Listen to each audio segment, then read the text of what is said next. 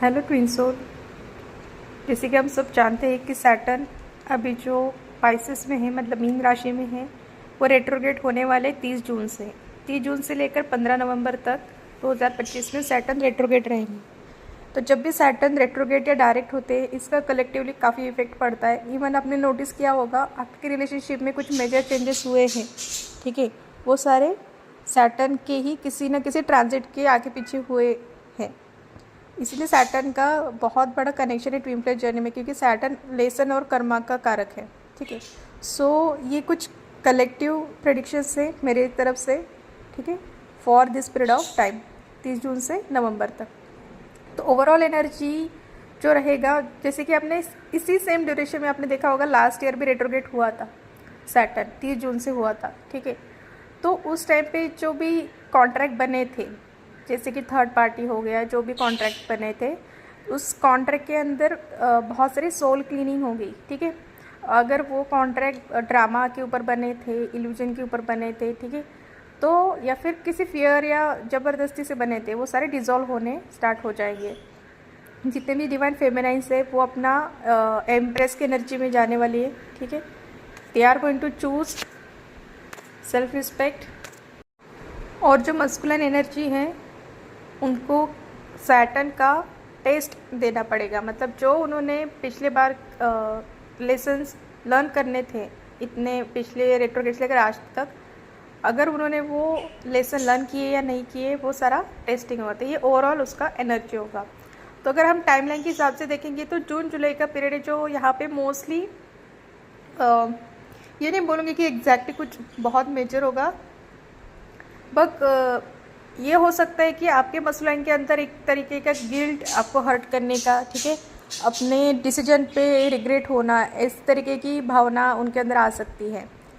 और ज़रूरी नहीं कि वो आपसे कांटेक्ट में ही हो, आपसे कांटेक्ट में नहीं भी होंगे तब भी वो ये चीज़ें फील करेंगे। ठीक है, और कार्मिक पार्टनर्स को ये सेंस होगा तो वो ज़्यादा अपना ग्रिप, मतलब उस रिश्ते को पकड़ के रखने का ट्राई करेंगे। ठीक है, और जो फेमिनाइन्स है उनको ये सब चीज़ें अफेक्ट करेगी, कितने अफेक्ट करेगी ये उनकी हीलिंग के ऊपर डिपेंड करता है। आप जितने इमोशनली डिटैच रहोगे ड्रामा से, उतना आपके लिए बेटर होगा।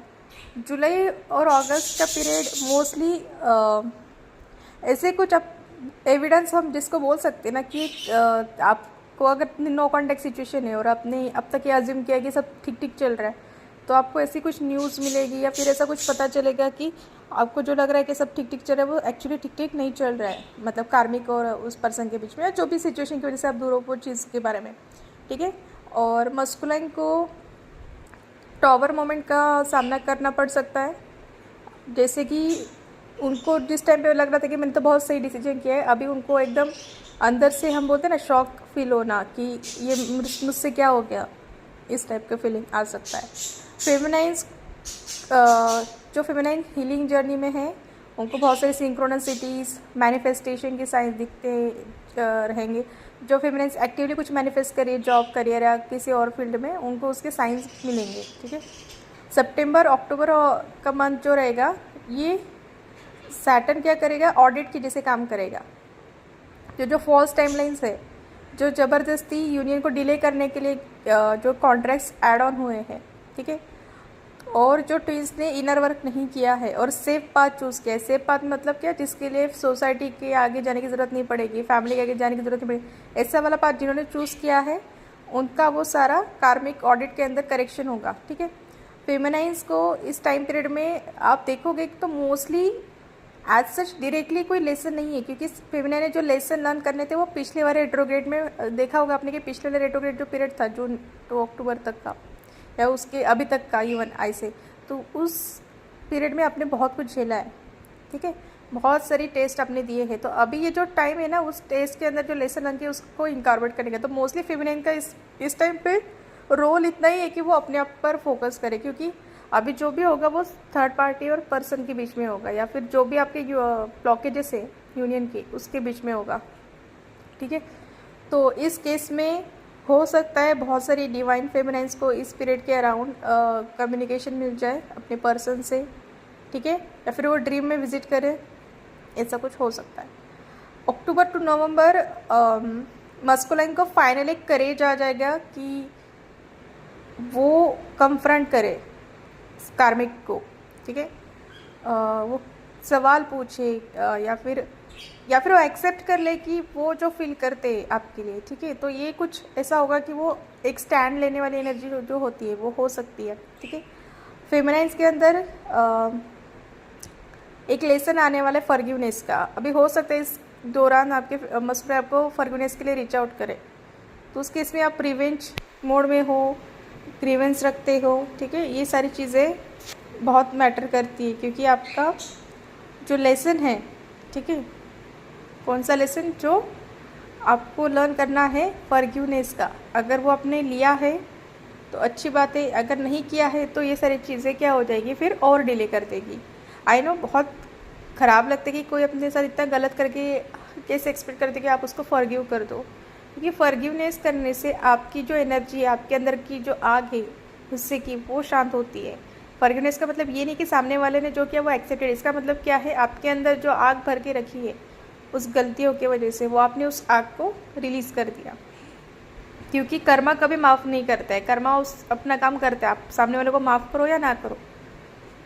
ओके, सो ओवरऑल मैसेज यही है कि फेमिनाइन के लिए कि चेज़ नहीं करना है, सेटल फॉर लेस नहीं करना है, ठीक है।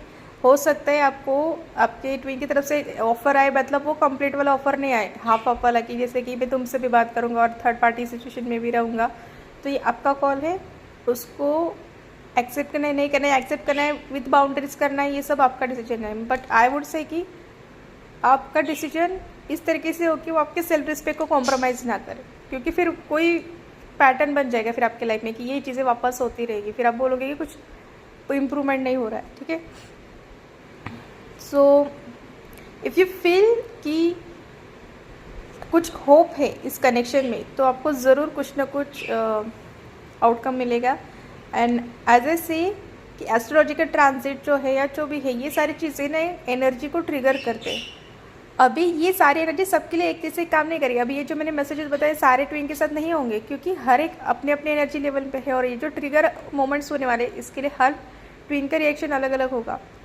तो यहाँ पे आप जितना पॉजिटिव माइंड सेट के साथ हो, और आप जितना ये अफर्म करते हो कि ये चीज़ मेरी है, ठीक है, बिना किसी गिल्ट के कि अभी कैसे हो पाएगा, लोग क्या सोचेंगे एंड ऑल, वो सारी चीज़ें आप छोड़नी है। आपको ये सोचना कि ये चीज़ मेरी है और भगवान ने मेरे लिए बनाई है, तो मैं इसको सरेंडर करती हूँ भगवान को कि आप जिस तरीके से ईजीएस्ट पॉसिबल हारमोनियस वे से आप ये मुझे देने वाले हैं, और ये जो सैटर्न के पीरियड में जो भी लेसन्स होंगे, मुझे इतनी विजडम दे कि मैं सही डिसीजन ले पाऊँ, अपने इमोशंस के ऊपर कंट्रोल रख पाऊँ।